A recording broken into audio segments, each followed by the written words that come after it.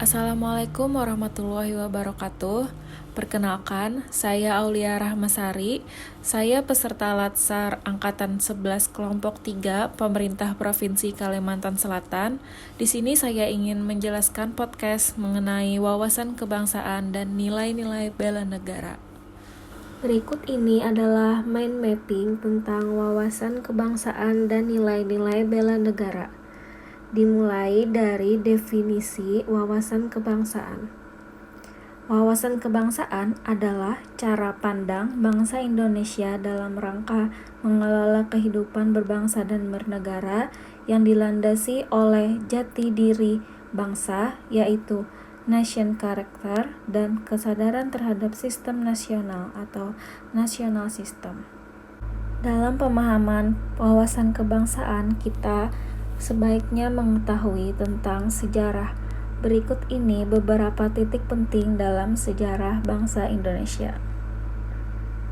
Yang pertama yaitu adalah lahirnya Budi Utomo pada tanggal 20 Mei 1908. Yang kedua yaitu Perhimpunan Indonesia atau PI, merupakan organisasi pergerakan nasional pertama yang menggunakan istilah Indonesia.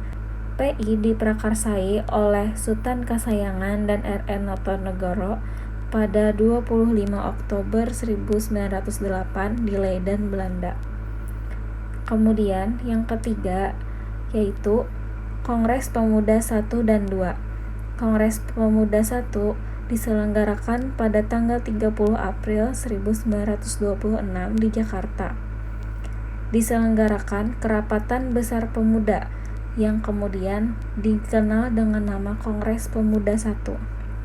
Kemudian untuk Kongres Pemuda 2 dilaksanakan pada 27 sampai 28 Oktober 1928. Kemudian berdirinya BPU-PKI atau Badan Penyelidik Usaha-Usaha Persiapan Kemerdekaan Indonesia pada 1 Maret 1945.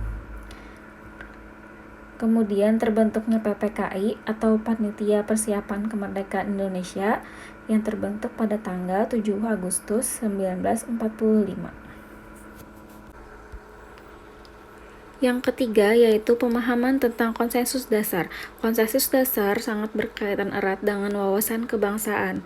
Konsensus dasar terdiri dari Pancasila, Undang-Undang Negara Republik Indonesia tahun 1945, NKRI, dan Bhinneka Tunggal Ika, yang merupakan sumber dari wawasan kebangsaan yang dilandasi oleh jati diri bangsa dan kesadaran terhadap sistem nasional guna memecahkan berbagai persoalan yang dihadapi bangsa dan negara demi mencapai masyarakat yang aman, adil, makmur, dan sejahtera. Kemudian tentang identitas Negara Kesatuan Republik Indonesia yang merupakan ciri khas dari negara kita. Yang pertama yaitu bendera disebut sebagai Sang Merah Putih. Kemudian bahasa Indonesia yang dinyatakan sebagai bahasa resmi negara dalam pasal 36 Undang-Undang Dasar Negara Kesatuan Republik Indonesia tahun 1945 bersumber dari bahasa yang diikrarkan dalam Sumpah Pemuda tanggal 28 Oktober 1928 sebagai bahasa persatuan. Kemudian lambang negara yang berbentuk Garuda Pancasila dengan semboyan Bhinneka Tunggal Ika ditulis di atas pita yang dicengkeram oleh Garuda. Kemudian lagu kebangsaan kita yaitu lagu kebangsaan Indonesia Raya yang diciptakan oleh Wak Rudolf Supratman. Kemudian kita memasuki ke pembahasan tentang nilai-nilai bela negara. Yang pertama, definisi dari bela negara itu sendiri. Bela negara adalah tekad, sikap, perilaku, serta tindakan warga negara, baik secara perseorangan maupun kolektif dalam menjaga kedaulatan negara, keutuhan wilayah, dan keselamatan bangsa dan negara, yang dijiwai oleh kecintaan terhadap Negara Kesatuan Republik Indonesia.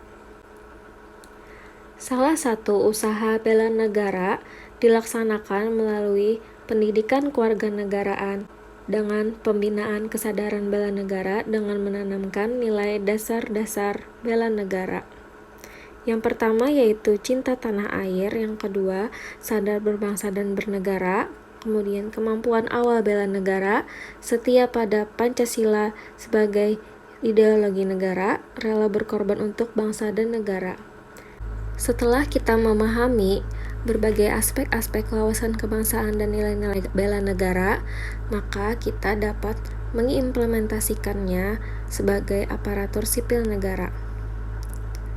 Nilai-nilai dasar bela negara, nilai-nilai dasar ASN, dan fungsi ASN adalah hal yang saling berkaitan. Dengan nilai-nilai dasar bela negara, kita dapat mengimplementasikan nilai-nilai dasar aparatur sipil negara dan fungsi aparatur sipil negara. Berikut adalah nilai-nilai dasar aparatur sipil negara. Yang pertama, memegang teguh ideologi Pancasila, setia mempertahankan Undang-Undang Dasar 1945, mengabdi kepada negara dan rakyat Indonesia, menjalankan tugas secara profesional dan tidak berpihak, membuat keputusan berdasarkan prinsip keahlian, dan lainnya. Dari nilai-nilai dasar aparatur sipil negara, kita dapat mengetahui fungsi aparatur sipil negara sebagai pelaksana kebijakan publik, pelayan publik, dan perekat dan pemersatu bangsa.